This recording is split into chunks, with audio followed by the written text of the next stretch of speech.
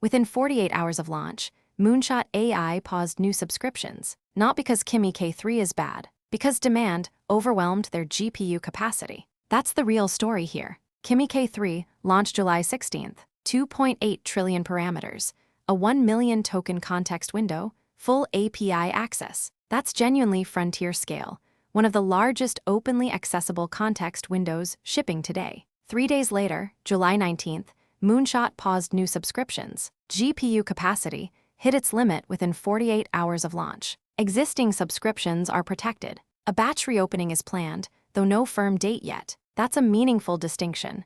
This isn't a shutdown, it's a capacity squeeze. The open wait release is still on track for July 27th, under a modified 𝗤𝗚𝗡𝗏 license. And there's a bigger signal buried in the coverage. Microsoft is reportedly weighing Kimi K3 adoption, according to TrendForce. Here's the structural story underneath all of this. U.S. export controls have barred Chinese companies from H100 and Blackwell generation chips since 2022. H200 access opened up slightly in January 2026, but only case by case, not a blanket approval. The result: every major Chinese model release hits the exact same ceiling. Compute, not ambition, is the ceiling. Scale up demand on any of these models, and you hit the same wall. That constraint shows up in the architecture itself. Kimi Delta attention decodes up to 6.3 times faster than standard approaches. Fewer wasted cycles, more output per chip. That's not a coincidence. When you can't get more chips, you get smarter about the chips you have. For builders,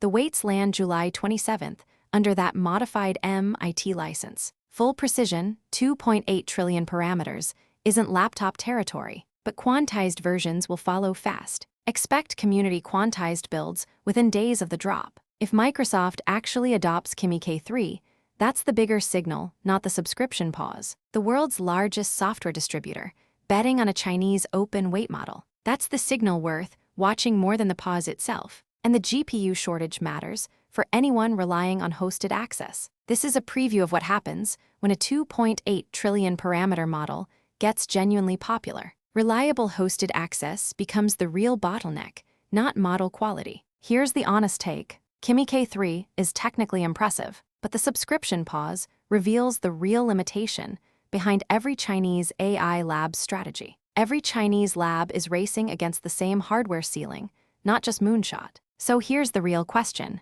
Are you planning to run Kimi K3 locally once the weights drop? And what hardware are you working with? For more AI news, follow the 1% mindset.